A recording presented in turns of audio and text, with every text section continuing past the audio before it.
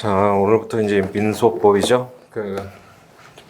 보통 이제 다음 과목으로 들어가면 이제 많이 질문하신 내용이 이제 뭐 전 과목 민법 좀 공부해야 되지 않느냐 이제 이렇게 말씀하시는데, 사실 뭐 매일 진도가 시간이 모자라고 뭐 복습하면 밀리고 하는데, 또 반대로 생각해 뭐 하루가 굉장히 길잖아요. 그러니까 저도 뭐 수험생활 오래 했고 그래서 나중에는 하루에 한 과목만 보면 약간 좀 매너리즘에 빠지고 진도도 안 나가고 그런 부분이 좀 있긴 하죠. 그래서 이제 어제 민법이 끝났으니까 이제 민소법 들어가면서 이제 민법 공부해야 되지 않느냐 이제 이런 생각이 들잖아요. 그러니까 그래서 제가 뭐 저도 수험생 때 그렇게 했는데 이제 억지로 하지 않으면 이게 좀 안 된단 말이죠. 그래서 해야지라고 생각하는데 잘 안 되죠. 그래서 보통 뭐 독서실 같은 데서 공부하실 때 만약에 뭐 집에 10시에 간다 그러면 이제 한 9시부터는 뭐 이제 민소법 공부할 거 아니에요.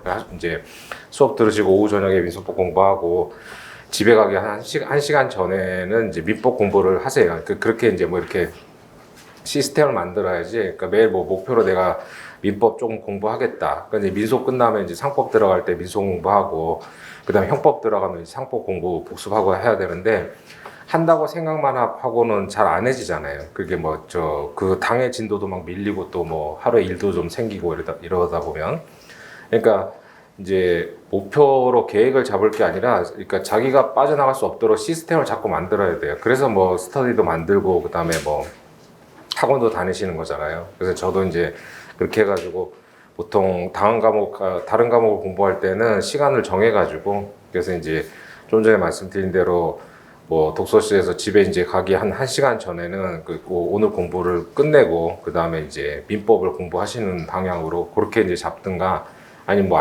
근데 아침에 오면은 뭐 시험 봐야 되니까 그래서 그런 방식으로 계획을 세워가지고 자꾸 이제 시스템을 만들어서 자기를 그 안에 가둬야 돼요. 그냥 목표만 세워놓고 하면 잘 안 되잖아요.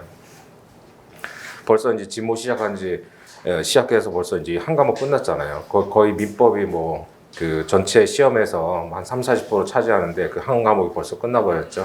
그러니까 그런 식으로 시간을 정하셔가지고, 아니면 뭐 스터디를 하는 분들이 있으면 그렇게 정하시든가 하여간 여러 가지, 그러니까 자기 의지대로만 할 수 있는 게 아니잖아요. 그러니까 그런 것들을 만들어가지고 하면, 그러니까 제일 좋은 게 이제 말씀드린 대로 1시간 전에 집에 가기 1시간 전에는 이제 민법 공부를 하고, 이제 상법 들어가면은 이제 또 민소 공부하고 이렇게 이제 복습용으로 하시고, 그럼 뭘 할까지는 이제 그 민법 집모하면서 이제 부족한 부분이 있잖아요.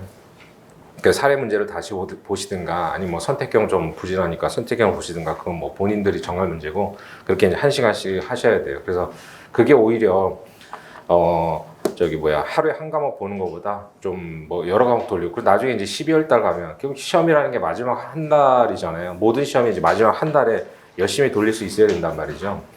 그래서 그 한 달 동안에, 그리고 결국은 시험 보기 직전에 하루 전에 이걸 전 범위를 돌리기 위해서 지금 공부를 하는 거죠. 그러니까 12월 달 같은 경우도 이제 그 하루에 한 과목만 보게 되면 사람이 지친단 말이에요. 그러니까 똑같이 하루에 10시간을 공부해도 한 과목 보는 것보다 5시간씩 나눠가지고 두 과목 보는 게 훨씬 더 많이 봐요. 나중에 이렇게 돌아오면.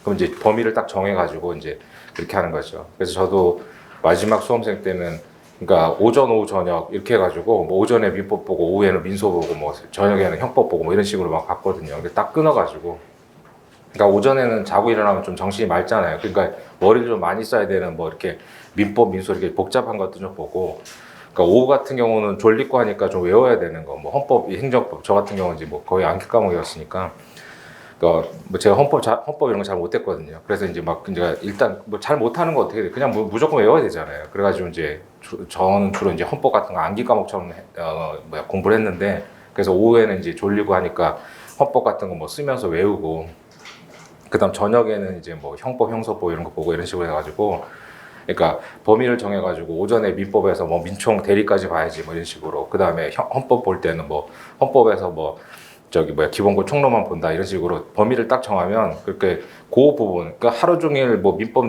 뭐 하루 종일 내가 민법 아니 뭐 기본고 다 봐야지 이러면 너무 지루하고 힘들어서 못 보잖아요. 근데 딱 끊어서 짧게 끊어서 가면은 좀 지루함도 덜하고 집중력도 좀 생기고 그런 것들이 있어요. 그러니까 그런 방법도 좀 활용을 해보시고,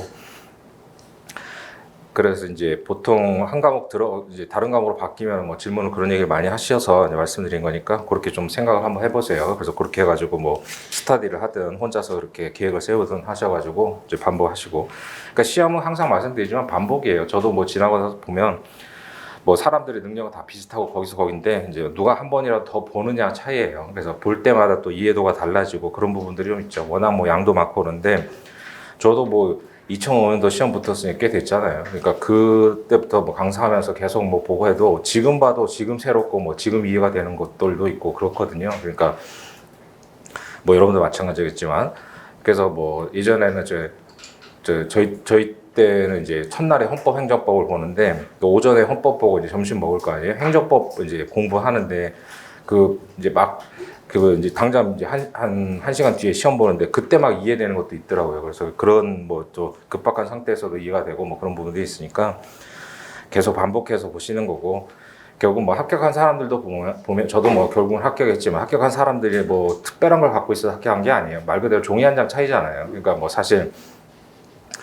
뭐 한 1,700명 붙었다고 하면 그러니까 뭐 커트라인이 한 900 정도 가까이 되잖아요. 그러면 이제 950하고 850은 좀 넓히면 뭐 이제 900점하고 저기 뭐 1,000점까지 하고 그다음에 뭐 800점 때는 사실 채점 다시 하면 인생 바뀔 사람들 사실 많거든요. 그렇잖아요. 그래서 저희도 뭐 중간식 시험 많이 떨어져 보고 저도 뭐 이제 그 채점도 많이 해봤지만 사실 주관식이라는 게 그렇잖아요. 주관식 채점이라는 게 그러니까 뭐 커트라인이 900점이다. 그러면 이제 아무리 적게 잡아도 950하고 850 사이 그 이제 플러스 마이너스 100점 차이 100점 안에 있는 사람들은 다시 채점하면 인생 바뀔 사람도 있어요. 그래서 이제 뭐 외국 어디는 다시 그렇게 채점을 한다던데 그래서 예전에 뭐 그 개혁 논의 같은 거 많이 나올 때 외국에서는 이제 커트라인 이제 잡잖아요. 그러면 이제 900점이 커트라인이다. 그러면 이제 다시 채점해서 950점하고 850점 그 100점 사이 있는 사람들은 다시 채점을 한대요. 뭐 그래서 그런 경우도 있다던데.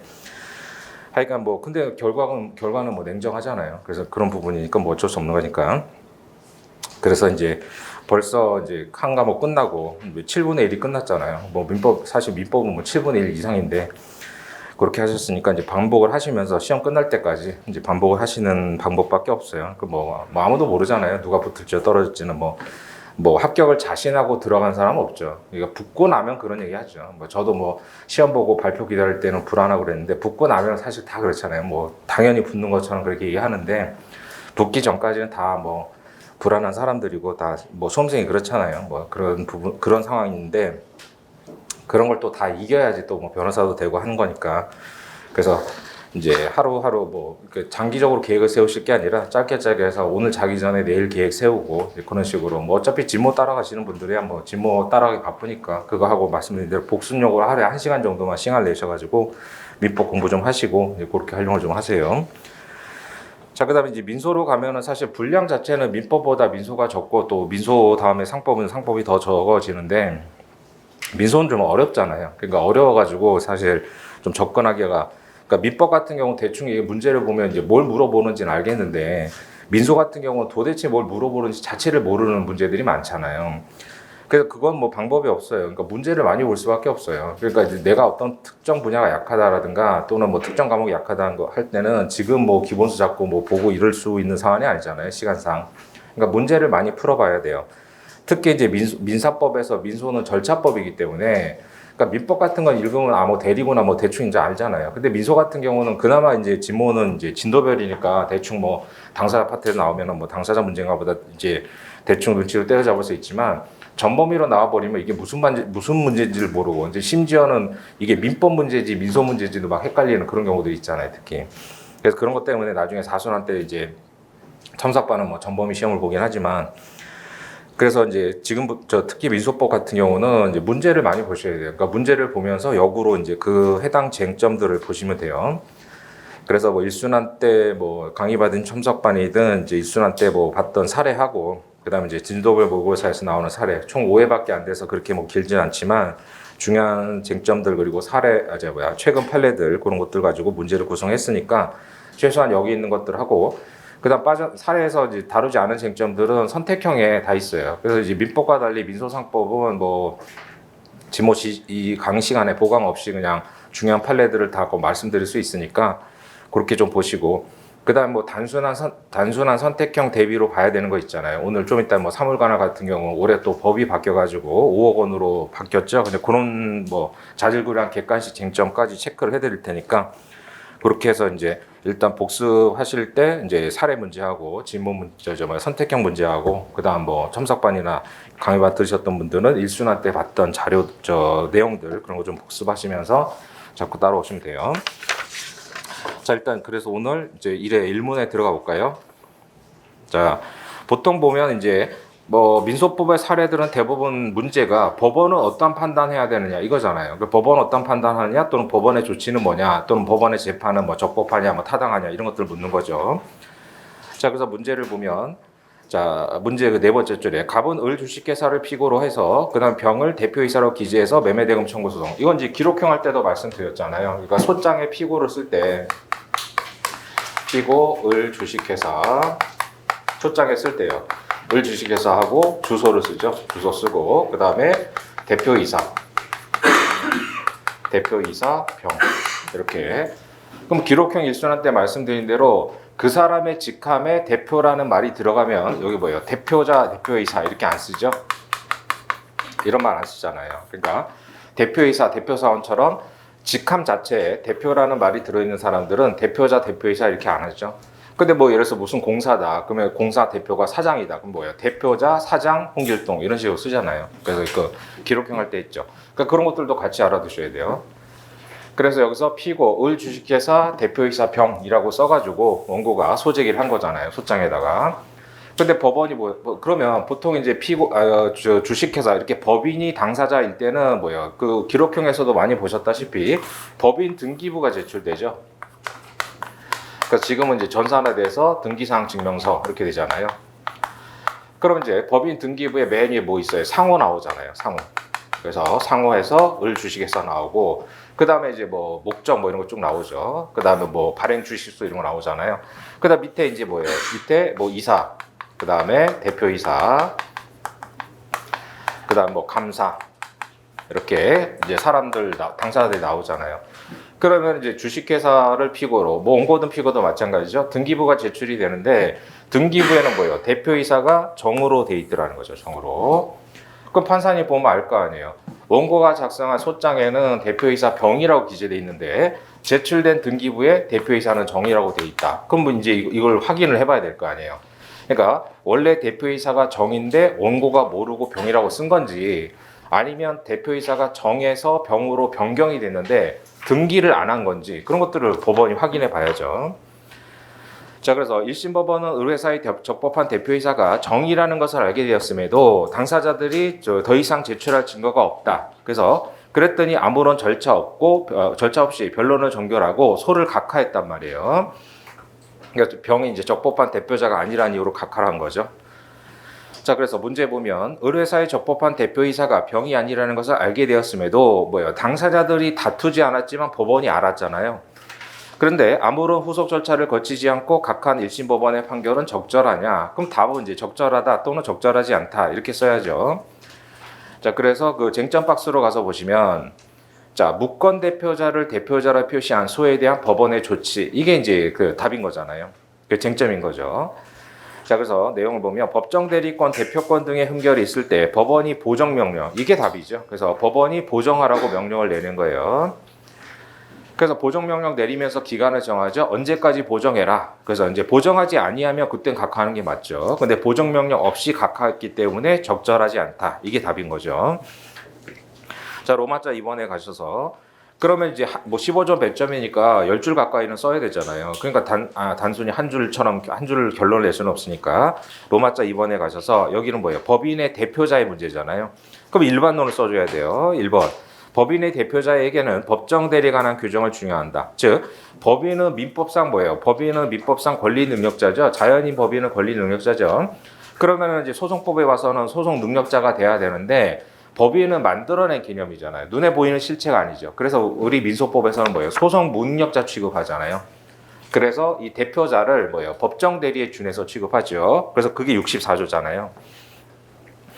자, 그래서 내용 보면 법인의 대표자에게는 법정 대리 규정을 준용한다. 즉 법인이 소송 무능력자임을 전제로 우리 민소법상 법인은 소송 무능력자 취급하죠. 민법에서는 당연히 권리 능력자잖아요. 근데 소송법에서는 소송 문력자 취급을 해가지고 대표자를 법정 대리에 준하죠. 그게 64조. 그게 중요한 거고. 그래서 관련된 뭐 쟁점들이 많은데 그 뭐 선택형에도 있으니까 좀 이따 선택형 할 때 보시기로 하고요. 그래서 소결 부분 보시면 병원 의뢰사에 적법한 대표이사가 아니기 때문에 무권 대표죠. 따라서 무권 대표니까 원칙적으로 부적법하죠. 근데 그냥 각하시키면 안 된다는 거잖아요. 로마자 3번에 판례가 나오죠. 보정을 명해야죠. 그래서 각주 1번 판례를 보시면 각주 1번에 법인이 당사자인 사건에 있어서 대표자에게 대표권이 있는지 여부는 소송 요건이죠. 그러니까 무권 대표는 뭐예요? 그 무권 대표를 상대로 소재기하면 각하란 말이에요.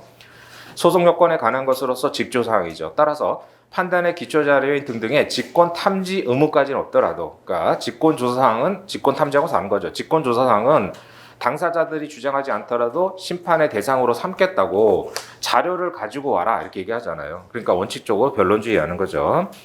그래서 직권 탐지 의무까지는 없더라도 이미 제출된 자료들에 의하여 적법성에 의심할 사정이 보인다면 상대방이 지적 다투지 않더라도, 즉 당사자들이 다투지 않더라도 심리 조사할 의무가 있다. 그래서 조사 안 하면 뭐예요? 심리 미진의 위법이 있다 이렇게 상급심에서 판단하는 거잖아요. 그다음에 한편 보면 주식회사 이사가 회사에 대해 소재기할 때 394조 이것도 중요하다고 그랬죠. 그래서 기록형으로 나오면 이제 뭐예요? 을 주식회사 주소 쓰고 대표자 뭐라고 써야 돼요? 감사 홍길동 이렇게 써야죠. 그래서 이거 기록형으로도 대비하시라고 했잖아요. 그러니까 의뢰인이 와가지고 내가 지금 현직 저 회사 이사인데 지금 회사를 상대로 소송해야 된다. 그러면 394조에 따라 대표자 감사 이렇게 가야죠.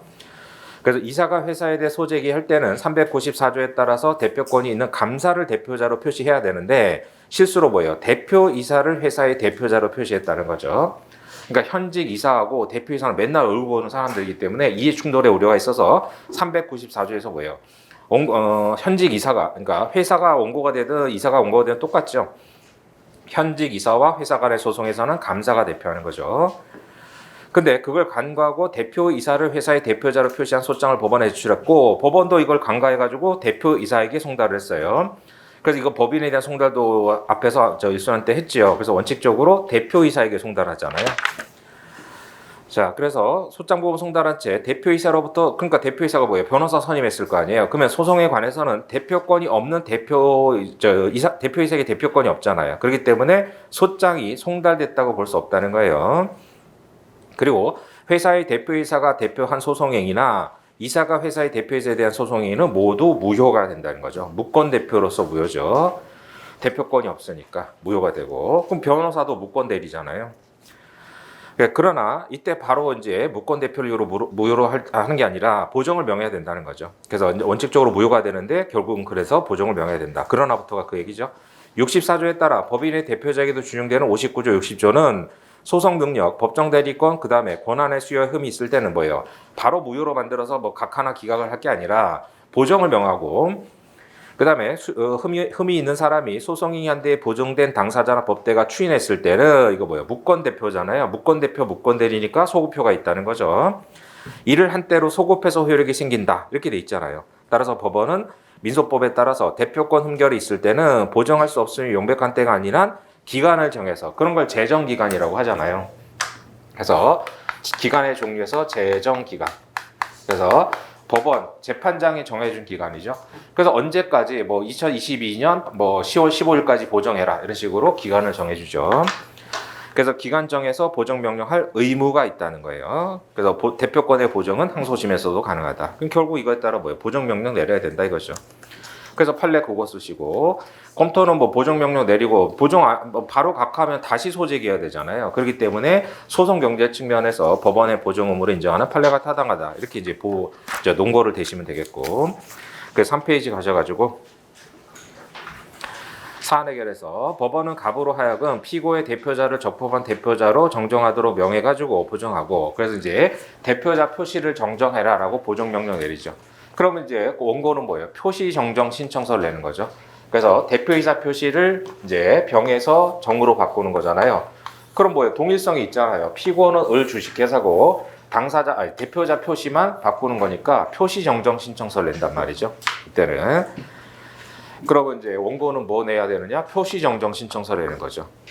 자, 그래서 사안 해결에서 갑으로 하여금 대표자를 적법한 대표자로 정정하도록 명하고 보정하게 한 다음에 그럼 이제 적법한 대표자에게 다시 송달을 해줘야죠. 그래서 다시 송달해야 된다. 따라서 1심 법원의 판결은 적절하냐라고 물었으니까 적절하지 않다. 이렇게 쓰시면 되겠고. 그래서 보정을 해야 된다. 그 얘기로 좀 알아두시고. 그래서 보정하는 방법은 표시 정정 신청서다. 이거고요. 그 다음에 1문에 2로 가셔서 자, 미성년자가 중요한데 민법에서 말씀드린 대로 미성년자 뭐 카드 발급 법률 관계 있었잖아요. 그게 중요한데 한 번도 안 나왔죠.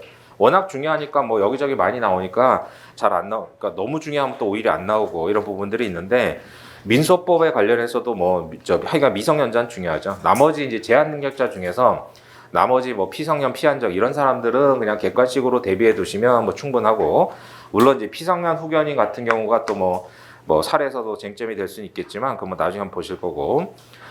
그래서 일단 제일 중요한 건 제한 능력자에서 제일 중요한 건 이제 미성년자죠. 그건 뭐 기록형으로도 나올 수 있고. 자, 문제 보면 17세인 을은 컴퓨터 제품을 판매하는 27세. 이 27세가 왜 나왔겠어요? 그냥 갑은 성년이다 이거죠. 그러니까 을은 미성년자고. 갑으로부터 노트북을 할부로 구입했으나 대금을 지급하지 못하고 있다. 그래서 을이 미성년자인지를 모르는 갑은 소장에 을의 법정 대리인을 기재하지 않고 단순히 을을 피고로 그러니까 이제 소장에다가 뭐예요? 원고 갑, 그 다음에 피고 을 이렇게 썼다는 거죠. 그러니까 원래는 뭐라고 써야 돼요? 원래는 각주 2번처럼 써야죠. 각주 2번처럼. 그러니까 기록형에 나올 수 있단 말이죠. 그래서 이제 내가 뭐 거래했는데 알고 봤더니 얘가 미성년자더라. 그러니까 이런 식으로 기록형이 나오면 피고를 각주 2번 보세요. 그래서 당사자의 원고 김갑동 그다음 항상 주소를 먼저 쓰죠. 그래서 아까 주식회사도 마찬가지로 주소를 먼저 쓰잖아요. 당사자는 김갑동이니까.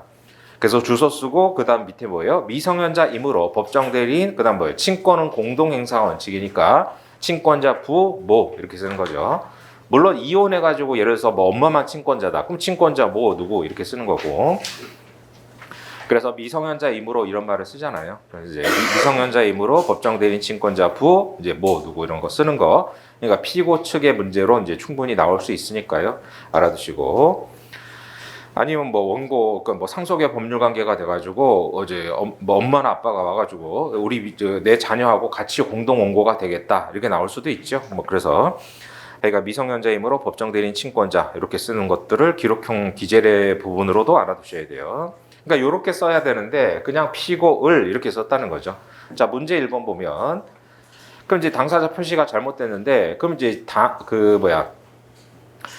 재판의 진행별로 보정하는 방법, 그다음 보정의 주체 이게 문제가 되죠. 보정 명령의 주체. 그래서 문제 1번에 보면 갑이 제기한 소에 대해서 재판장의 소장 심사. 그럼 일단 소장이 접수되면 어떻게 돼요? 소장이 접수되면 법원에 사건을 배당하겠죠. 그래서 뭐 예를 들어서 민사 10부에 배당이 됐다. 그럼 재판장이 소장 심사를 하잖아요. 소장의 적식이 갖춰졌는지. 근데 소장 심사 단계에서 을이 미성년자임이 밝혀졌어요. 그럼 소장의 보정 방법, 재판장의 보정 명령을 내리는 거죠. 그 다음 이번에 소장이 피고 을에게 송달된 이후에 그럼 뭐가 생겨요? 소송 계속이 발생하잖아요. 그러니까 소송 계속 후에 피고 을이 미성년자임이 밝혀졌을 때 이런 것들은 이제 객관식 지문으로 나오고 뭐 선택형에서도 제가 문제로 만들어놨죠. 자, 그래서 밑에 쟁점 박스를 보시면 미성년자는 원칙적으로 소송 무능력자죠. 그래서 미성년자는 제한 능력자니까 소송 무능력자죠. 그래서 민법과 다른 점을 구별해야 되잖아요. 예외적으로 소송 능력이 인정될 수 있다는 점을 구별하고 특히 이제 오른쪽에 나오는 민법하고 구별해야 돼요. 그리고 당사자 표시할 때는 법정 대리인을 표시하고 그다음 법정 대리인을 찾을 수 없으면 그때는 뭐예요? 특대 선임 신청을 해야죠. 특별 대리인 선임 신청. 그래서 이제 갑은 어떠한 조치를 취해야 되느냐 뭐 이런 것들이 나올 수 있죠. 그럼 특별 대리인 선임 신청한다 뭐 그렇게도 나올 수 있는 거예요. 문제는. 자, 그래서 로마자 2번에 일단 을이 소송 무능력자라는 걸 먼저 밝혀줘야죠. 항상 당사자 지위를 먼저 밝혀줘야 되잖아요. 자, 내용 보시면 소송 능력에 관해서는 민소법에 특별한 규정이 없으면 민법에 의하죠. 따라서 민법상 제한 능력자인 미성년자는 소송 무능력자 이렇게 된 거죠. 행위 능력의 문제잖아요. 따라서 미성년자는 원칙적으로 법정 대리인의 대리에 의성한 소송이 할 수 있고 단독으로는 못하죠. 다만 예외적으로 민법상 미성년자가 법대 동의 얻어서 단독을 할 수 있는 경우가 있잖아요. 민법에서는. 자, 그러나 소송법에서는 안 되죠. 그러니까 민법에서는 동의받으면 단독으로 할 수 있잖아요. 근데 이게 소송으로 가면 소송은 제일 중요한 게 절차 안정인데 얘가 동의를 받았는지 안 받았는지에 따라서 뭐 무효가 됐다가 유효가 됐다 이러면 안 되죠. 그래서 동의 판단하는 것은 절차를 복잡하게 하기 때문에 소송 절차는 원칙적으로 뭐예요? 법정 대리인에 의해서만 할 수 있죠. 그래서 이제 동의를 얻어서 민법상 어떤 법률 행위를 했더라도 그 법률 행위에 관련해서 소송이 걸리면 어떻게 돼요? 그때는 법정 대리인이 대리를 해야죠. 따라서 그럼 이제 소송 절차의 안정을 해치지 아니할 때는 단독으로 할 수 있는데 뭐예요? 미성년자가 혼인하면 성년의제, 성년이 되잖아요. 그 다음에 동의는 안 되지만 뭐예요? 허락은 되죠. 그러니까 민법상 이제 법정 대리인 동의해줬을 때는 법정 대리인의 대리권이 소멸되지 않잖아요. 그래서 동의를 해줬다가 법정 대리인이 대리할 수 있죠. 그러나 영업 허락은 어떻게 돼요? 영업 허락하게 되면 대리권이 소멸하잖아요. 실제법으로도. 그래서 법정 대리인의 허락 얻은 영업에 관한 법률 행위일 때는 미성년자도 소송 능력자가 되죠. 그래서 이때는 법정 대리권이 소멸하니까. 그래서 특히 동의받았을 때가 민법과 다르잖아요. 민법에서는 동의받으면 단독으로 할 수 있지만 그 동의받은 행위에 소송이 붙으면 법정 대리인이 대리해야 된다. 그렇게 알아두시고. 그래서 설문에서는 그런 뭐 혼인한 경우라든가 법정 대리인이 허락 얻은 영업 이런 게 아니잖아요. 그래서 뭐 미성년자한테 너 PC방 해봐라. 그래서 얘가 컴퓨터를 사고 이게 아니죠. 그렇기 때문에 원칙으로 가서 소송 능력자다. 그러니까 이제 소송 능력자니까 보정을 해야죠. 그럼 로마자 3번에 가셔가지고 1번 미성년자가 원고이든 피고이든 마찬가지죠. 법정 대리인의 기재는 필요적 기재사항이죠. 그 다음 2번에 재판장, 즉 소장 심사 단계에서 밝혀졌으니까 보정의 주체는 재판장이잖아요. 자, 재판장은 미성년자가 소를 제기했거나 등등일 때 법정 대리인 기재에 대한 보정을 명하고, 그래서 이 표시 이렇게 하면 안 되니까 이제 고쳐갖고 와라. 보정 명령 내리죠. 근데 뭐 그 기간 안에 보정 안 하면 그때는 뭐예요? 소장 각하 명령을 하는 거죠. 소각하 판결이 아니라 소장 각하 명령하는 거고. 그러면 이제 원고 입장에서는 피고 을의 엄마 아빠가 누군지 알 수가 없잖아요. 그럼 이제 사실조회 신청을 한단 말이죠. 뒤에 이제 뭐 선택형이 나오는데 사실조회 신청을 해요. 그럼 법원에서 이제 사실조회를 이제 이 주소지 이 관할 주민센터 등에 이제 사실조회 신청하면 거기서 오잖아요. 그러면 이제 가족관계 등록부가 온단 말이죠. 그러면 을의 엄마 아빠가 누군지 알 수 있죠. 예, 그렇게 가는 거예요. 자, 그래서 보정명령 내리면 이제 원고는 뭐예요? 사실조회 신청을 하고, 그럼 법원에서 사실조회를 하게 되면은 이제 가족관계 등록부가 오면 그걸 보고 보정을 하면 돼요. 근데 이제 가족관계 등록부도 안 오고 해가지고 을의 친권자 후견인이 누군지 모른다. 그때는 뭐예요? 원고가 특별대리인 선임 신청을 해야죠. 그래서 3번에 가셔가지고 미성년자가 법정 대리인이 없거나 없을 수도 있잖아요. 그래서 법정 대리인이 대리권 행사할 수 없어가지고 보정이 불가능할 때는 그때는 뭐예요? 특별대리인 선임 신청하는 거예요, 원고가. 넘어가셔가지고 그래서 특별대리인 선임해 주세요라고 신청하죠. 그럼 보통 이제 법원에서 이제 변호사들한테 뭐 특별대리 이 사건이 있는데 뭐 특별대리인 하실 분 이렇게 해갖고 뭐 해서 이제 변호사들을 선임하는 경우들이 많아요. 그게 이제 조치다 이거죠.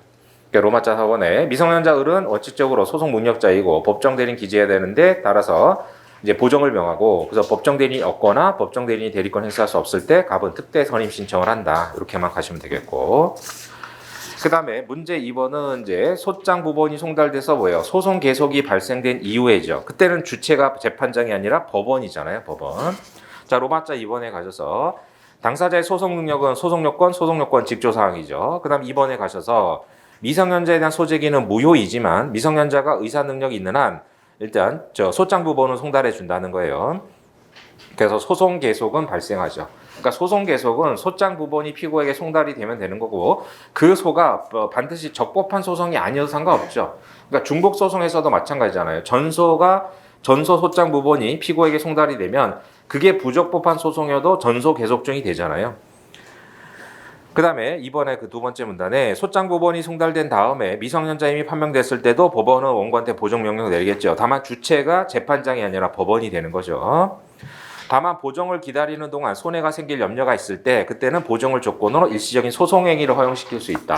그래서 이제 뭐 증인 신청을 해야 되는데 증인 신문을 해야 되는데 증인이 이제 뭐 위독하셔가지고 갑자기 돌아가실 수도 있단 말이죠. 그러면 이제 빨리 증인 신문을 해야 되잖아요. 그럴 땐 할 수 있고. 그다음에 법원의 보정 명령에 따라 보정된 당사자나 법정 대리인이 무효인 소송행위 추인하면 소급해서 유효가 된다는 거예요. 뭐 추인 안 하면 확정적 무효가 되는 거고. 따라서 법원의 보정 명령에 불응할 때는 법원은 판결로서 소각하 판결하는 거죠. 소각하 판결. 그래서 소장각하 명령이 아니라 소각하 판결하는데 가로 안에 소송 계속설이라고 써놨는데 그럼 언제까지 소장각하 명령할 수 있고 언제부터 소각하 판결해야 되느냐 이게 견해 대립이 있는 부분이죠. 그거는 최근에 중요한 판례가 나왔는데 선택형에 정리해놨으니까 좀 이따 보실 거고 그 다음 3번 똑같아요. 미성년자의 상대방은 자신이 직접 법정 대리를 찾아내고 보정하기 어려운 경우 그래서 이제 일단 보정하는 방법은 사실조회 신청한다고 그랬어요. 근데 알고 봤더니 이 사람이 피고가 미성년자인데 뭐 부모도 안 계시고 이렇다. 그러면 특대 선임 신청한다는 거죠. 똑같아요, 그거는. 그래서 특대 선임 신청한다. 그럼 법원이 이제 특별 대리인을 선임해 주죠. 그런 얘기로 보시면 되겠고 그런 절차들을 쭉 알아두셔야 돼요.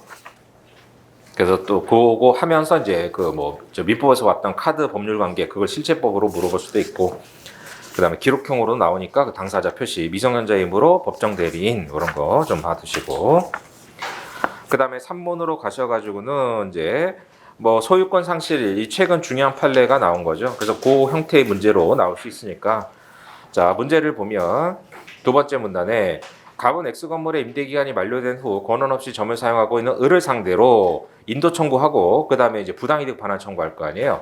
차임을 지급하지 않은 19년 3월 16일부터 인도 완료일까지 차임 및 차임 상당 부당이득. 그러니까 19년 3월 16일로부터 임대차 기간까지는 차임이고 다음 날로부터는 차임 상당 부당이득이죠. 그러니까 이제 기록형에서 청구 원인 쓸 때도 이거 다 써야 되잖아요. 차임 및 차임 상당 부당이득으로서 인도 완료일까지 매월 얼마 비율이한 금원을 지급할 의무가 있습니다. 이제 이렇게 쓰잖아요. 그러니까 청구 원인에서. 그래서 1심 판결은 변론 종결일이 4월 3일인데 판결 주문은 피고는 원고에게 X 건물을 인도하라. 그 다음에 언제부터 원고의 소유권 상실일까지 얼마 비율로 계산한 금원을 지급하라. 이렇게 돼 있죠. 자, 문제 1번에 판결 주문 제2항 중 변론 종결일 다음 날인 4월 4일부터 지급을 명하는 판결 선고. 그게 뭐예요? 장래잉의소잖아요. 그러니까 선고하는 것이 가능한 이유를 설명해봐라. 결국 뭐예요? 장래잉의소로서의 적법 요건을 갖췄으니까 된다. 이렇게 쓰는 거잖아요. 그러니까 이런 식으로 이제 장래잉의소 자체를 찾는 게 이제 문제가 되죠. 뭐 장래잉의소를 써봐라 이러면 대충 쓸 텐데 이런 식으로 변종일 다음 날로부터 다 갚는 날까지 또는 뭐 여기서처럼 언제까지 150만 원에 지금 명하는 판결이 가능한 것은 장래잉의소다 이거예요. 결론은. 그 밑에 쟁점 박스로 가서 보시면 그 장래잉의소에서는 뭐예요? 그 목차를 이건 약수형처럼 기억을 해두셔야 돼요. 당사자 적격, 대상 적격, 권리보호 이익으로서 뭐예요? 미청필이죠. 이 세 가지. 그래서 어떤 소송이 가능하냐 또는 적법하냐라고 물을 때 나올 수 있는 예상 문제 두 가지라고 그랬잖아요. 지금 장래잉의소하고 확인의소 두 가지죠. 그 확인의소도 마찬가지예요. 당사자 적격, 대상 적격, 권리보호 이익으로서 거기는 뭐예요? 즉시 확정의 법률상 이익이죠. 그런 식으로 목차를 잡아야 돼요. 그래서 이제 장래잉의소 아니면 이제 확인의소가 나올 확률이 제일 크니까. 자, 그래서 쟁점의 정리에다가 결론은 뭐예요? 답을 써버려야죠. 장래잉의소를 제기하는 거다. 그러면 이제 장래잉의소의 개념을 쓰신 다음에 오른쪽에 가셔서 이건 뭐예요? 이미 이행 거부에 대비하는 거죠. 그러니까 어차피 이행기에 청구해봤자 안 할 거잖아요. 그러니까 미리 판결을 받아놨다가 바로 이행기 도래하면 강제 집행할 목적으로 하는 게 장래잉의소죠. 그래서 강제 집행이 불가능할 것 같다. 그때는 뭐 가압류 가처분에 보전 처분하는 거고. 그래서 장래잉의소가 가능한지 문제된다. 그 다음 뭐예요? 당사 적격, 대상 적격, 권리보호 이익으로서 미청필 이거 쓰는 거죠. 그래서 로마자 2번에 장래잉의소도 이행의소니까 당사자 적격은 뭐예요? 주장 자체로 구비가 된다 이거죠. 그래서 원고가 청구권자이고 피고가 의무자인지는 본안의 문제다 이거예요. 그래서 소결에 가셔서 갑이 을을 상대로 부당이득 반환이라는 이행소송 제기했으니까 뭐예요? 주장 자체로 당적은 구비됐다. 그 다음 3번에 대상 적격 이걸 잘 써야죠. 자, 밑줄 친 부분에 장래 발생할 청구권, 조건부 청구권에 관한 장래잉의소가 적법하려면 그러니까 요거 잘 외워놔서 써야 돼요.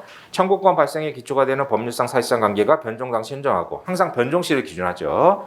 그리고 변종 이후에도 뭐예요? 계속될 것으로 예상돼야 된다는 거예요.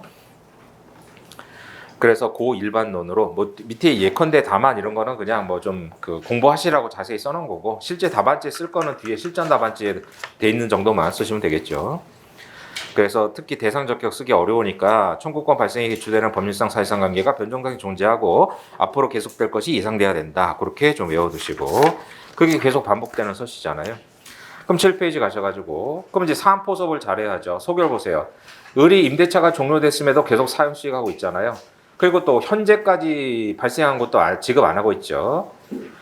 그러니까 앞으로도 지급 안 할 거 아니에요. 그러니까 청구권 발생 기초되는 법인시장 사실상 관계가 현재 존재하고 있죠. 그 현재 미지급 상태에 있잖아요. 그러니까 앞으로 계속 또 미지급하겠죠. 달라고 하기 전까지는. 그 대상 적격 구비했다. 그 다음에 이제 미청필이죠. 그래서 일본에 여기도 마찬가지로 그런 일반론들 자꾸 외워야 되잖아요. 밑줄 친 부분에 이행기가 도래하지 않았거나 조건 미성치 청구권에 있어서는 미리부터 존부를 다투기 때문에 어차피 이행기 도래되거나 조건 성취돼봤자 이미 이행을 기대할 수 없을 때, 자 이미 이행 거부에 대비하는 게 장래기소죠. 강제 집행 불능에 대비하는 건 가압류 가처분의 보전 처분이잖아요. 그걸 구별하시고. 그래서 판례 가서 보시면 각주 6번에 보세요. 이게 뭐 75년도니까 옛날 얘기지만 이게 과거에는 부정하다가 전합제 판결로 인정을 해준 거예요. 그러니까 우리가 그 이후에 공부를 하니까 뭐 당연히 되는 거지라고 생각하지만 이게 전합제 판결이란 말이에요. 그래서 각주 6번에 보시면 부당이득은 현재 부당이득뿐만 아니라 장래 부당이득도 그 장래 이행기에 지급 기대할 수 없어서 미청필이 있으면 미리 청구할 수 있다. 이렇게 본 거죠. 그 다음에 그 본문에 올라가셔서 왼쪽 편의 마지막 문단에 채무자 태도나 내용과 성질에 비춰가지고 어차피 이행기 도래하더라도 이미 이행을 기대할 수 없을 때는 미청필이 있다. 이렇게 쓰는 거잖아요. 그래서 이제 그 일반론 판례죠. 그러니까 각주 7번 보시면은 뭐 각주 7번도 뭐 최근 판례지만 계속 있었던 얘기잖아요. 그래서 각주 7번에서 오른쪽에 가셔가지고 밑줄 친 부분에 장래 채무 이행기가 도래할 예정이라도 언제까지 존속할 것인지가 불확실해서 변종당실 기준으로 판단하는 거잖아요. 변종당실 기준으로 얘는 앞으로도 계속 이행 안 할 거다. 이게 예정이 돼야 된다는 거죠. 확정적으로 채무자가 책임지는 기간을 예정할 수 없으면 뭐요? 이때는 장래행위 판결을 면할 수 없죠. 그러나는 뭐 그거 반대로 얘기한 거니까 밑줄 친 부분은 암기하시고. 그래서 이제 판결료지 2번은 이제 그 판례 사실관계인데 원심과 달리 대법원이 달리 봤어요.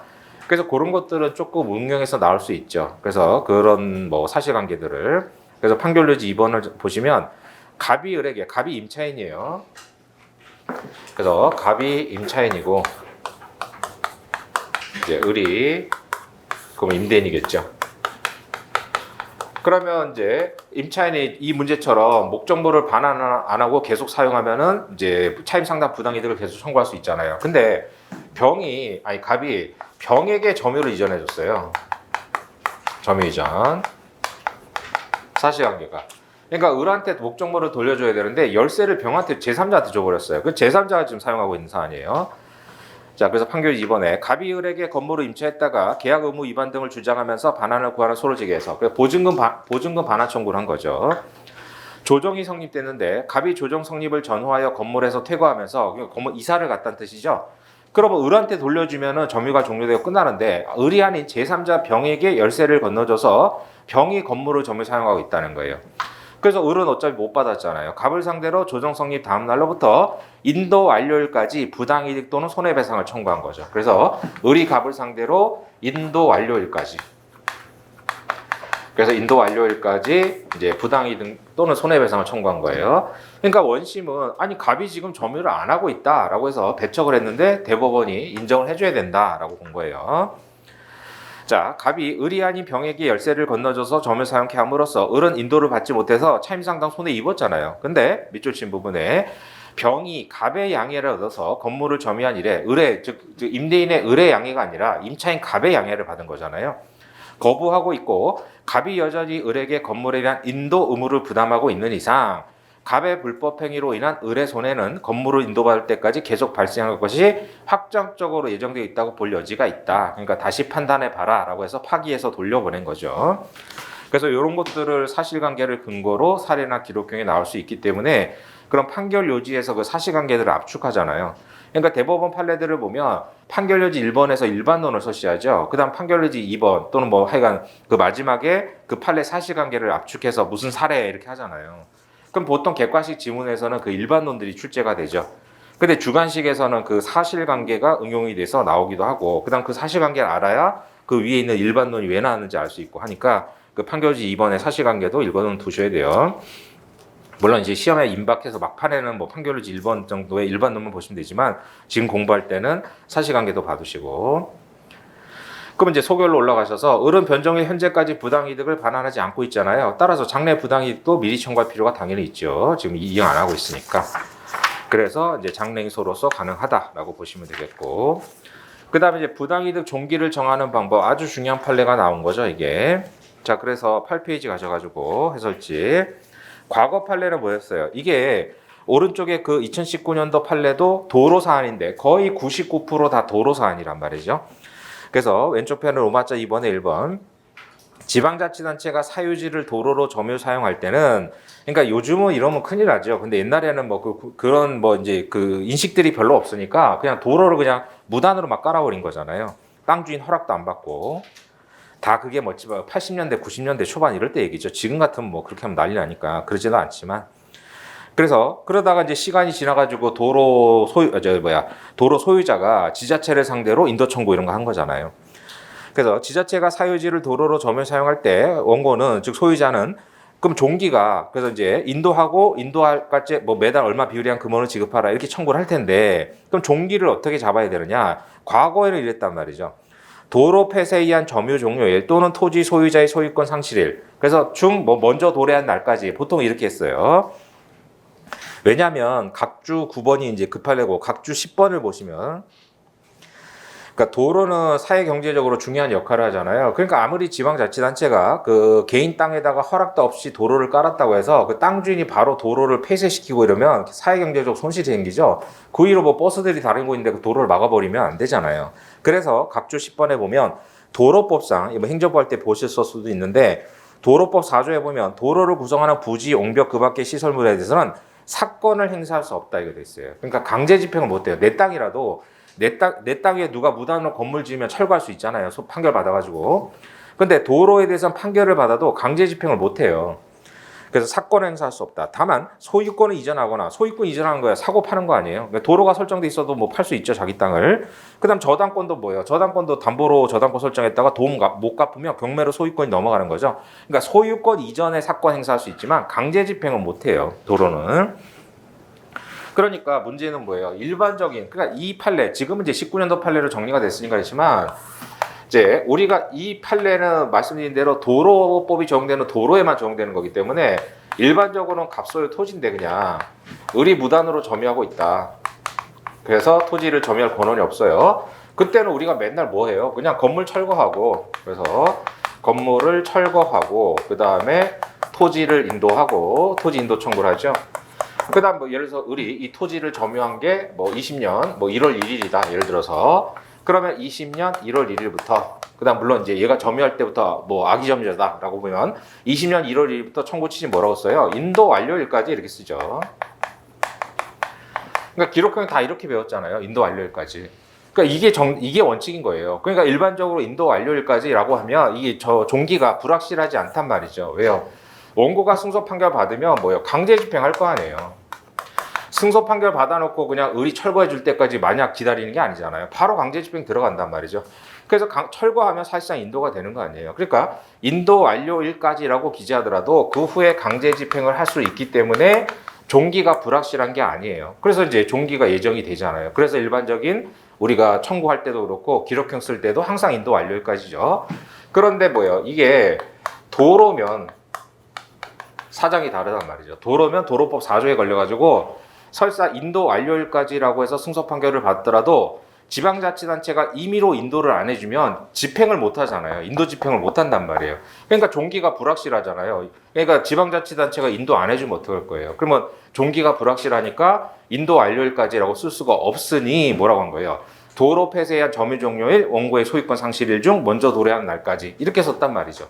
그게 판례들이 다 찾아보면 99% 도로고 물론 도로가 아닌 사안도 있긴 해요. 근데 그런 건 특수한 사안이 사실관계가 있어가지고 승소 판결 받더라도 집행을 못하는 특수한 사실관계들이 있었던 거예요. 그래서 그런 사실관계들 그러니까 대부분 이제 도로인 거고 도로법 때문에 강제 집행을 못하니까 인도 완료일까지라고 쓸 수 없어요. 그러니까 도로가 아닌 사안 우리가 맨날 기록해서 봤던 거는 이렇게 무단 점유하는 일반 토지는 그냥 인도 완료일까지라고 쓰면 되는 거예요. 그래서 이제 대부분 다 도로 사안이었죠. 근데 최근 판례는 뭐예요? 그렇게 이제 원고의 소유권 상실일까지는 뭐예요? 바람직하지 않다라고 표현한 거잖아요.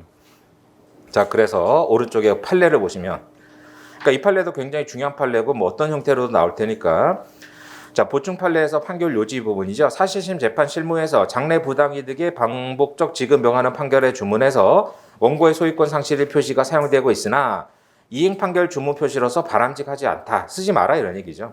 틀렸다가 아니라. 그래서 논거를 3개를 들었잖아요. 그러니까 이제 답안지 쓰실 때는 제가 써놓은 것처럼 판례는 바람직하지 않다고 표시했고 그다음에 그 중에 논거 중에 외우기 편한 거 하나 쓰면서 판례가 타당하다 이렇게 쓰면 되는 거예요. 자, 그래서 이유를 뭐 잔뜩 그 요지 부분만 보면 좀 설명이 그거 하니까 밑에 판결 이유로 내려가 보시면 자, 판결 이후에 이제 원심은 아래와 같은 이유를 들어서 피고가 이 사건 토지 소유자인 원고들에게 점유 사용으로서 있는 부당이득 반응을 판단했는데 자, 밑줄 쳐놨죠 제가 지방자치단체인 피고는 그러니까 이것도 뭐예요? 도로란 말이에요. 도로. 이 판례도 그러니까 이제 원심은 뭐예요? 기존대로 했을 거 아니에요. 기존 판례대로 도로 폐쇄에 따른 점유 종료일 또는 원고의 소유권 상실일 중 먼저 도래한 날까지 이렇게 판결을 해줬단 말이에요. 그러니까 대법원이 원고의 소유권 상실일은 바람직하지 않으니까 그건 쓰지 마라 이렇게 얘기한 거예요. 그래서 넘어가셔가지고 9페이지에 자 9페이지에 그 왼쪽 편에 두 번째 문단 2번에서 네 번째 줄 보세요. 그러니까 1심 판결의 주문은 2014년 언제부터 원고들의 이 사건 부동산에 관한 여기잖아요. 소유권 상실일 또는 피고의 점유 상실일 중 먼저 도래하는 날까지 각 얼마 비율형 금원을 지급해라. 그러니까 이 대법원 판결 나오기 전까지는 대법원이 이렇게 도로는 집행이 안 되니까 이런 식으로 했단 말이에요. 그러니까 당연히 뭐 원고들도 그렇게 청구를 했을 거고 도로니까 원심에서도 그렇게 판단했을 거 아니에요. 근데 대법원이 원고의 소유권 상실일은 쓰지 마라 이렇게 얘기한 거죠. 그래서 그 각각의 밑에 보면 논거들이 잔뜩 나오는데 한 번은 읽어 두셔야 돼요. 이런 것들이 이제 장랭이소의 일반 법리를 쭉 설명한 거잖아요. 그러니까 교과서 읽듯이 자꾸 읽어야 돼요. 그러니까 이런 걸 자꾸 읽어놔야 기본적인 실력, 쉽게 해서 이 판례를 읽을 때 독해력이 늘어나는 거고 객관식 지문을 읽을 때 읽을 수가 있는 거예요.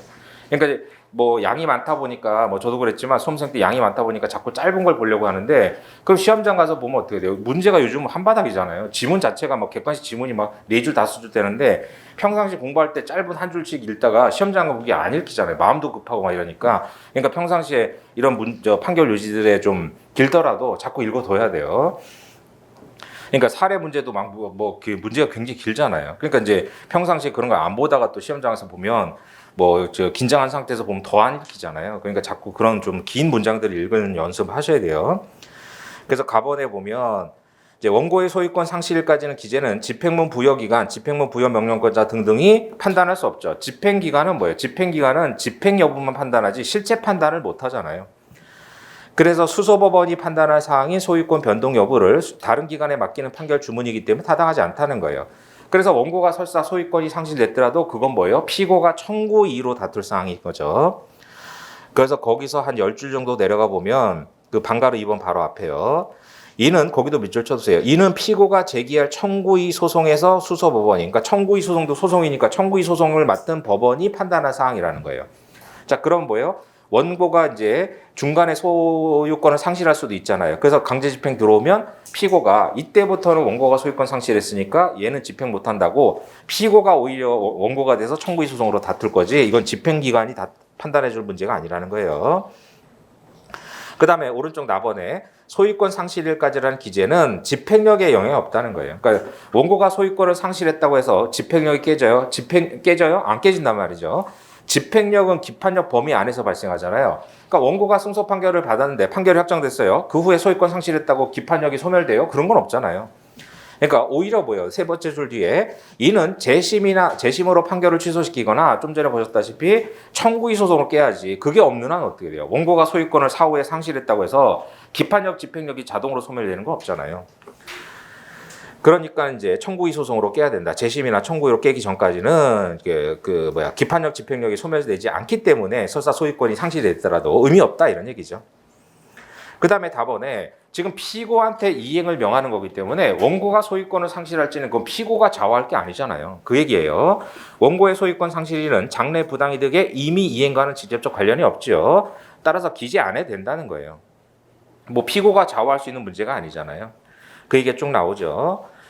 자, 그래서 이제 그 중간에 판례 번호 밑에 이런 법리를 감안하더라도 장래 부당이득 지금 명하는 판결 주문에 기재하는 부당이득의 종료 시점은 그게 하다면 최소한에 그쳐야 되는데 그래서 그게 뭐냐? 원고의 소유권 상실은 아니다 이거예요. 그건 뭐 피고가 결정할 문제가 아니니까요.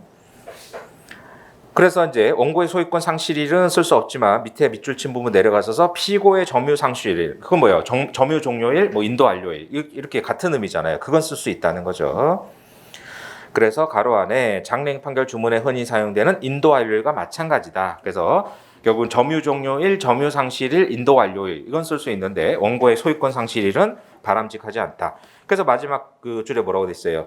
권리자인 원고 영역에 속하는 사정이기 때문에 피고가 좌우할 수 있는 성질이 아니죠. 그러니까 피고한테 이행 의무를 명하는 판결에서 원고가 소유권을 상실했는지 여부는 이제 기재할 필요가 없다. 그런 얘기죠. 그래서 그렇게 이제 복습하실 때도 한 번씩은 읽어두셔서 자꾸 이제 이런 것들을 읽어둬야 이제 좀 독해력도 늘어나고요. 그래서 판례 읽을 때 어차피 뭐 신문 나가셔도 계속 그런 거 해야 되잖아요. 그러니까 아무리 급하더라도 물론 뭐 12월 달 가가지고 이렇게 읽고 있으면 안 되지만 지금은 좀 읽어보시고. 그래서 소유권 상실일은 바람직하지 않죠. 그걸 압축적으로 쓰시면 되겠죠. 그래서 그렇게 써서 이제 8페이지 오셔가지고 8페이지 로마자 2번에 장래행위소에서 이행의무 종기를 정하는 방법과 관련해서 판례 이제 과거의 지방자치단체 도로 판례를 쓰시고 최근 판례는 뭐 등등. 검토는 뭐 판례 요지 중에서 저 암기하기 편한 거 하나 쓰시면 되고요. 그다음에 그 사안 해결은 조금 수정하셔야 되는데 제가 문제를 바꾸면서 그 사안 해결은 아직 미처 못 바꿨는데, 그러니까 인도 완료까지 정하는 건 타당하지만 뭐예요? 지금 문제에서는 소유권 상실일까지라고 했죠. 그래서 사안 해결은 좀 수정하시고 뭐 내용 자체는 맞는 얘기인데. 그래서 이제 인도 완료일까지 점유 종료일까지 이건 되죠. 그래서 인도 완료일까지라고 정하는 것은 타당하다. 근데 이제 그 제 예전 문제에서는 그렇게 내가지고 이제 그걸 좀 바꿨는데 그 사안 해결은 미처 못 바꾼 거니까. 그래서 소유권 상실일은 바람직하지 않다. 이렇게 쓰면 되죠. 결론 부분은 좀 수정하시고. 자, 그다음에 1문에 4로 가셔가지고 이것도 원래 있었던 판례 법리인데 각주 12번 보시다시피 19년도에 다시 한번 확인이 됐죠. 그러면 뭐 항상 말씀드리지만 출제자들이 뭐 저도 뭐 출제하고 그럴 때 보면 최근 판례를 본단 말이죠. 최근에 이제 무슨 판결들이 선고가 됐는지. 그러면 이제 그거와 관련해서 이것도 원래 일반론인데 중요하고 또 최근에 다시 한번 나왔으니까 예상 문제로 중요하죠. 자, 그래서 갑이 소유자인데 정명의로 위조가 돼서 소유행위 됐죠. 근데 이것을 이제 병의행위란 거잖아요. 그래서 매수인 을이 최대 소송을 제기하는 거죠. 뭐 최대를 하든 뭐 갑이 하든 누가 피고냐 이거잖아요. 말소등기, 소이등 말소에서. 그래서 말소등기나 말소회복등기에서는 뭐예요? 등기 의무자가 피고 적격자라고 그랬잖아요. 그래서 등기 의무자가 뭐라고 했어요? 이행소송이지만 등기 의무자가 피고 적격자라고 그랬죠. 적격자. 그래서 등기 의무자의 개념은 선택경책에 정리해놨으니까 그때 다시 한번 보시기로 하고. 그래서 등기 의무자가 피고 적격자의 문제라고 했어요. 왜냐하면 지금 뭐 갑이 정을 상대로 그러니까 뭐 소이등 말소를 청구한다라고 하면 물론 지금 이 사안은 을이 대의하는 거지만 그럼 이제 그냥 간단하게 갑으로 온 거라고 하면 당연히 말소 등기 청구의 요건 사실이 세 가지잖아요. 자, 원고가 여기서 이제 갑이죠. 갑이 소유자인 사실.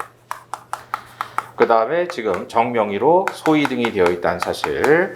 그 다음에 정명의 소이등이 원인 무효라는 사실. 이거를 원고가 입증해야죠. 그러면 증거를 뭘 제출하겠어요? 등기부를 제출하겠죠, 당연히. 그래서 등기부를 갑-제1호증으로 제출하겠죠. 그럼 등기부에 1번 갑, 2번 뭐예요? 정 이렇게 돼 있잖아요. 그래서 이제 정명의의 등기가 돼 있다라는 게 이제 등기부를 통해서 되니까 뭐예요? 얘가 등기 추정력이 발생하잖아요. 등기 추정력. 그래서 등기 추정력이 발생하기 때문에 원고가 이 등기가 원인 무효라고 입증을 해야 되는 거죠.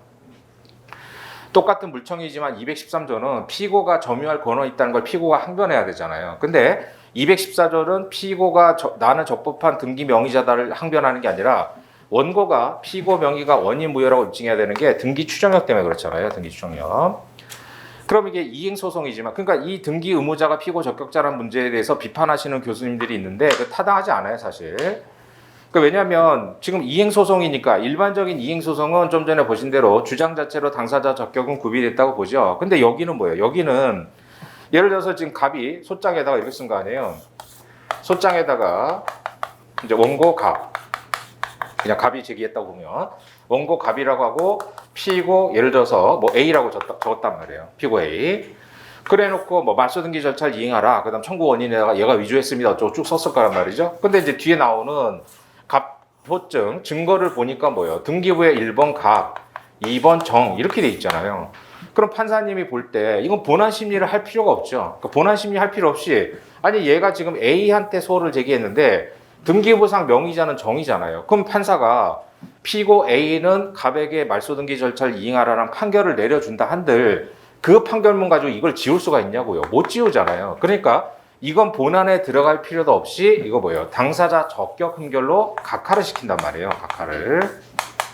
그러니까 이럴 때 피고하고 즉 소장의 당사자 표시에 기재된 피고하고 등기부에 기재된 등기자 명의자가 다를 때는 본안 판단한 게 아니에요. 이거는 가끔 뭐 본안 판단해가지고 각하했다 이렇게 얘기하시는데 아니고 본안 판단하지 않고 기재 자체로 명백하잖아요. 그러니까 A가 위조를 했든 뭐 누가 정이 위조를 했든 지금 다르잖아요. 당사자가. 그래서 소장의 당사자는 A라고 돼 있는데 등기부엔 정이라고 돼 있으니 판사님이 피고 A는 갑한테 말소해라라는 판결을 내려준다 한들 이거 가지고 이걸 지울 수 있냐고요. 못 지우잖아요. 그러니까 이건 본안 판단한 게 절대로 아니에요.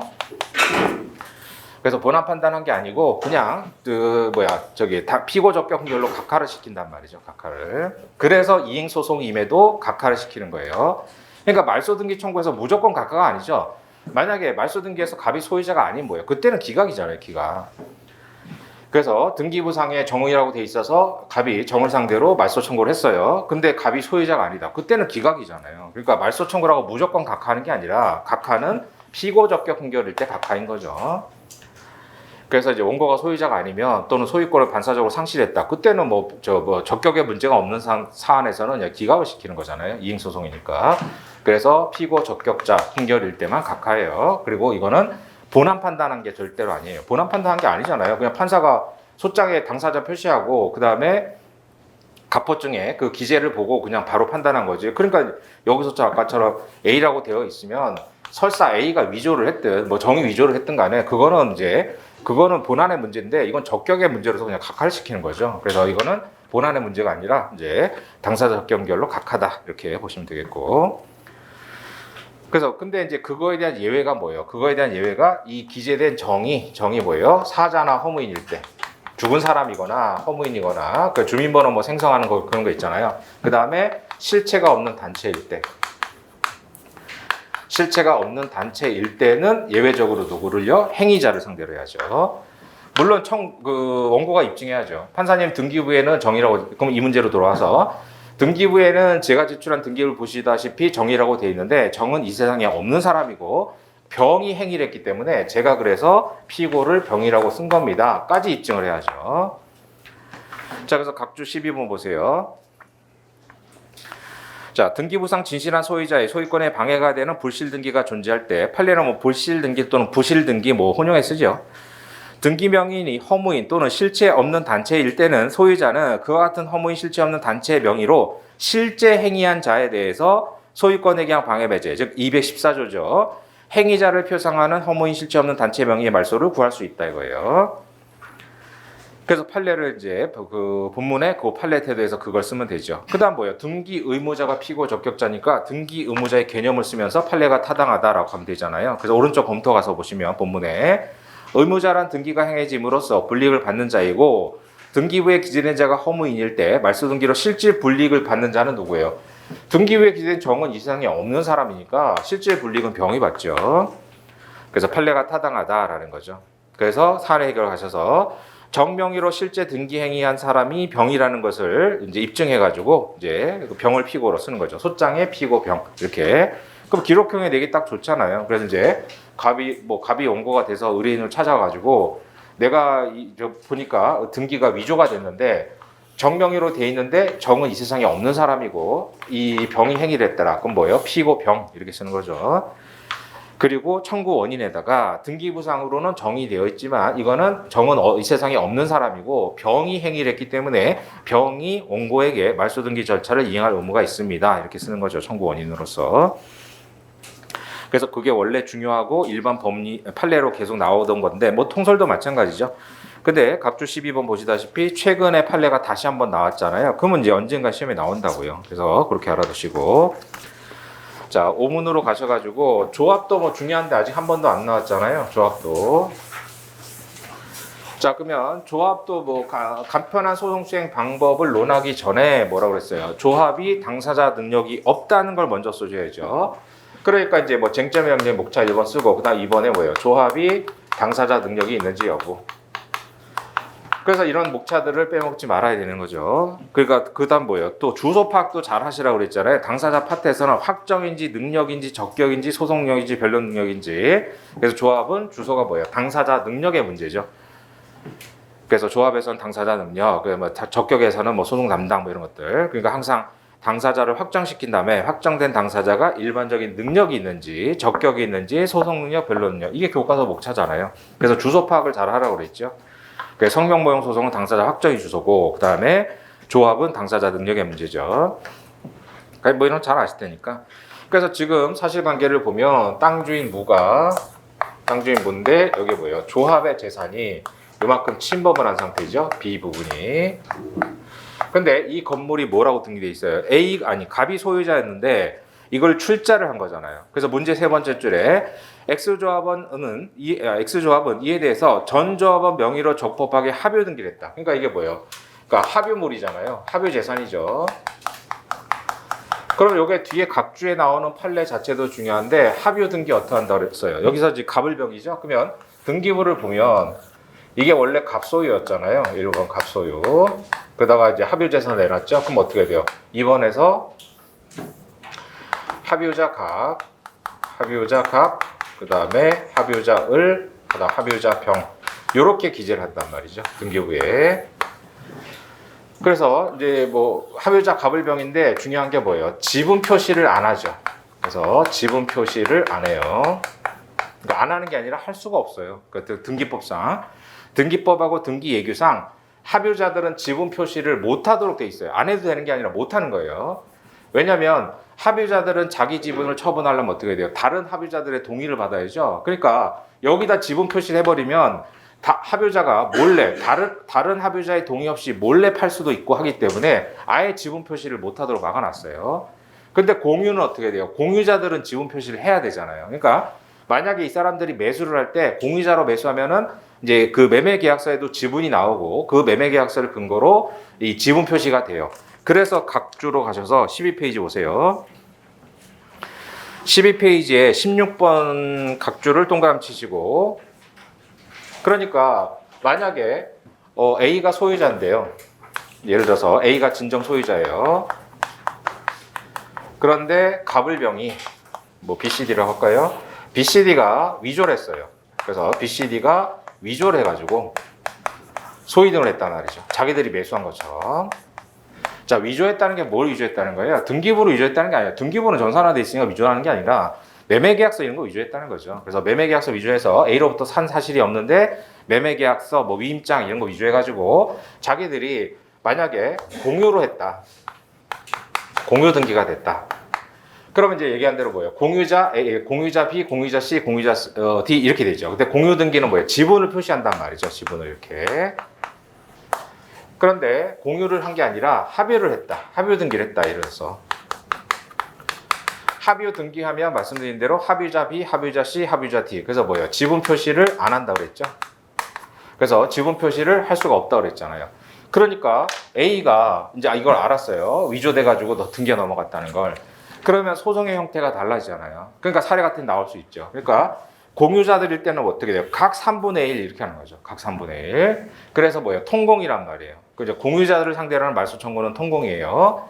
근데 합유자를 상대로 할 때는 어떻게 돼요? 얘네들의 지분 표시가 안 되니까 값만 피고로 해서 이겨봤자 이걸 못 지운단 말이에요. 그렇기 때문에 뭐예요? 이 고필공이 되는 거죠. 고필공이.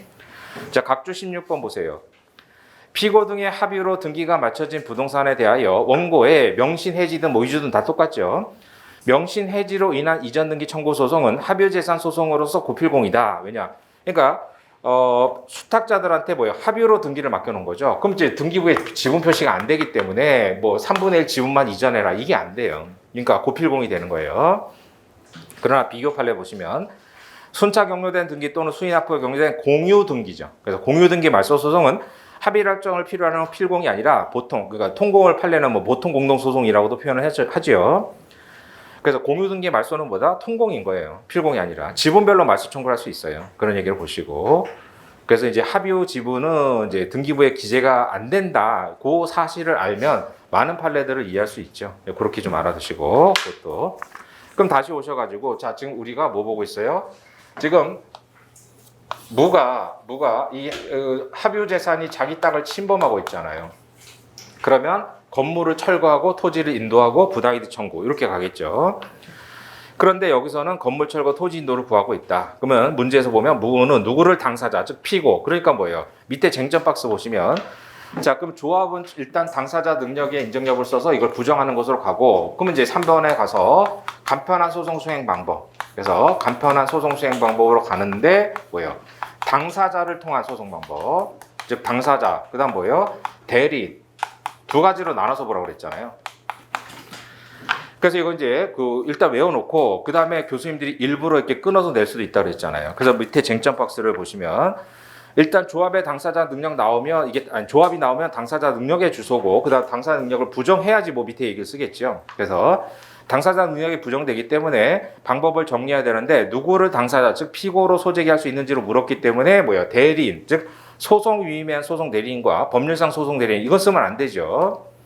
그럼 반대로 업무집행조합은 갑을 대리인으로 내보내는 방법은 뭐냐? 그러면 이제 그걸 쓰는 거고. 그런데 여기는 당사자로 물었죠. 그러니까 일부러 이렇게 끊어서 낼 수 있기 때문에 목차는 다 외워두시고 문제를 잘 봐야 돼요. 근데 그래서 이렇게 출제를 했는데 여기다가 막 법률상 소송 대리인, 뭐 소송 위임한 소송 대리인 이런 거 잔뜩 쓰면은 오히려 모른다는 뜻만 뭐 밝혀주는 거잖아요. 그래서 그걸 좀 구별해서 보셔야 돼요. 그럼 이제 당사자로서 로마자 2번에 X조합을 당사자, 피고로 할 수 있느냐? 안 되죠. 당사자 능력이 부정되니까. 그래서 뭐 판례는 잘 하실 테니까 됐고. 그래서 부정설이 타당하다라는 거예요. 그 다음에 로마자 3번에 그러면 이제 업무집행조합원 갑을 당사자로 하는 방법 두 가지잖아요. 선정 당사자, 그 다음에 임의적 소송 담당이죠. 그럼 선정 당사자 일반 요건 쓰고 그 다음 사안의 경우 가셔가지고 뭐 65조 전문이니까 공동의 이해관계 있죠. 다만 이거는 뭐예요? 피고 측일 때는 뭐예요? 얘네들이 선정 당사자 선정 안 하면 방법이 없죠. 그러니까 선정 당사자 선정하라고 강제할 수는 없잖아요, 원고가. 그래서 그런 한계는 있다. 그 다음 2번에 임의적 소송 담당. 자, 선정 당사자도 뭐예요? 선정 당사자도 선정자들이 뽑는 거잖아요. 반장 뽑듯이. 그러니까 선정 당사자도 임의적 소송 담당에 명문의 규정이 있는 거잖아요. 명문 규정이 있는 얘가 선당이죠. 그래서 임의적 소송 담당에서 우리 판례가 이럴 때 인정하잖아요. 그래서 오른쪽 맨 마지막에 아래 두 번째 문단에 그러니까 변호사 대리 원칙을 잠탈할 염려가 없고 합리적 이유, 즉 포괄적 관리처분권의 수요가 있고 고유한 이익이 있을 때 허용이 되죠. 특히 업무집행조합원에 대한 조합원들의 임의적 소송 신탁이 되잖아요. 그걸 판례가 인정하죠. 그러니까 선정 당사자로 갈 때는 뭐예요? 이름만 다른 거죠. 그러니까 갑이 나갈 때 뭐라고 이름을 달고 이름표를 붙이고 가느냐? 판사님 저는 선정 당사자인데요. 그러면 이제 1번인 거고, 판사님 저는 이제 임의적 소송 신탁을 받은 당사자인데요. 그러면 2번이 되는 거고 이런 얘기죠. 그러니까 명찰을 뭘 붙이고 나갔냐에 따라 차이점이 있는 거죠. 그러니까 선당도 어차피 명문의 규정이 있는 임의적 소송 담당이니까. 그러니까 이것도 마찬가지로 뭐예요? 피고들이 이제 지정하지 않는 한 방법은 없는 거죠. 원고가 야 너 니네 갑을 갑이 업무집행 조합원이니까 너 소송 담당자로 지정해서 나와라 이렇게 강제할 수는 없죠. 그러니까 이제 로마자 4번에 뭐예요? 그럼 다 전원을 피고로 할 때는 고필공이 된다 이거죠. 이건 뭐예요? 합의후 재산에 대한 처분행위잖아요. 그러니까 건물을 철거한다는 건 처분행위죠. 자, 그래서 이제 4번에 1번. 조합의 재산 관계는 합의 의무로 합의물의 처분 변경. 그러니까 보존 행위는 단독으로 할 수 있죠. 그다음에 처분 변경은 전원의 동의를 하잖아요. 그 얘기죠. 그러니까 이제 공유, 합의, 총유 행위 방법을 구별해야 되잖아요. 그래서 뭐 공유물의 보존 행위, 합의물의 보존 행위는 단독으로 할 수 있고 그다음에 합의물의 처분 변경은 전원의 동의를 요하죠. 합의물의 관리 행위는 명문의 규정이 없죠, 민법에. 그래서 민법에서 합의물은 어떻게 돼요? 민법의 조문에 뭐 공유물 마찬가지죠. 그래서 공유물은 이제 일단 보존 행위는 이제 단독으로 할 수 있다. 이것도 규정이 있죠. 단독으로 할 수 있고 그 다음에 관리 행위는 이제 지분의 과반수. 공유물은 그 다음에 처분 행위는 이제 전원의 동의. 이거 뭐 잘 아실 거고. 그러니까 똑같잖아요. 합의물도 보존행위 단독할 수 있고 지금 보신 대로 합의물의 처분 변경은 전원의 동의. 이 이제 규정이 있단 말이에요. 근데 합의물의 관리 행위에 대해서는 뭐예요? 규정이 없죠. 민법에. 그래서 공유물의 관리 행위는 지분의 과반수 조문이 있잖아요. 근데 합의물의 관리 행위에 대한 규정이 없어요. 그래서 통설은 뭐라고 해석해요? 이걸 그대로 유추한다는 거죠. 그래서 공유물과 마찬가지로 유추하겠다. 그게 뭐 통설적 입장이죠. 이렇게. 그래서 이제 그 결론은 뭐예요? 합의물이나 공유물이나 똑같단 말이에요. 보존행위 단독, 처분행위 전원, 이건 뭐 명문의 규정이 있고, 그다음 관리행위는 공유물은 명문의 규정이 있는데 합의물은 규정이 없어서 유추한다. 이게 다수, 뭐 통설 다수설의 입장이다. 이렇게 보시면 되겠고. 자, 그러면 이거 여기는 처분행위잖아요. 철거니까 따라서 결국 이제 고필공이 된다. 그 얘기죠. 그런 의미로. 그래서 나번에 판례도 뭐 지금 보신 거고, 각주 16번 중요하니까 잘 비교하시고. 그다음 각주 17번도 일순환 때 했죠. 일순환 때 하고 뭐 암기장에도 제가 있고 그 조합에서 3개 알아두셔야 된다 그랬잖아요. 그러니까 조합의 채권자가 강제 집행하는 방법하고 조합원의 채권자가 강제 집행하는 방법하고 그다음에 그 706조와 충돌 문제 뭐 그 얘기 했잖아요. 그러니까 706조 2항과 좀 전에 봤던 272조의 충돌 문제 이 세 가지가 주관식으로 중요한데 각주 17번을 보시면 이거는 뭐예요? 조합의 채권자가 뭘 집행하느냐에 따라 달라지는 거죠. 예를 들어서 이 사람처럼 X조합이 있어요. X조합이 있고 가불병이 조합원이다. 그래서 가불병이 3명이 조합원이에요. 근데 X조합 명의로 A 부동산이 있단 말이죠. A 부동산이 합의호 등기가 됐다. 그리고 갑이 뭐 B 부동산을 가지고 있고 뭐 이렇게. 그런데 이제 뭐 Y라고 하면 Y가 조합의 채권자다. 조합의 채권자. 그럼 조합의 채권자는 조합은 당사 능력이 없으니까 뭐예요? 결국은 조합 자체를 상대로 소송할 수는 없는데 그럼 Y가 이제 기록형으로 나왔어요. Y가 원고가 돼서 변호사 찾아와서 내가 쟤네들이 뭐 사업한다고 해가지고 내가 뭐 3억을 빌려줬다. 이래서 근데 얘네들이 돈 안 갚으니까 이제 소송해서 3억을 받고 싶다. 그랬을 때 이 합의후 등기된 A 부동산에 대해서 강제 집행하고 싶으면 어떻게 돼요?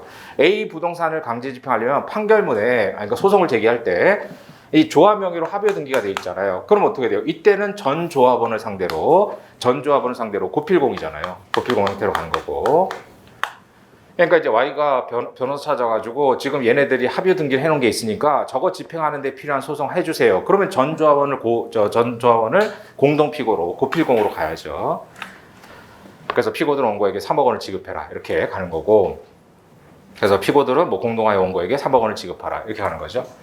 그 다음에 이제 이게 뭐 또 얘네들은 이제 뭐예요? 그 조합이니까 공동 사업할 때니까 이게 상법이 적용될 거 아니에요? 상법. 그럼 뭐 피고들을 연대하여 뭐 이렇게 될 수 있겠죠.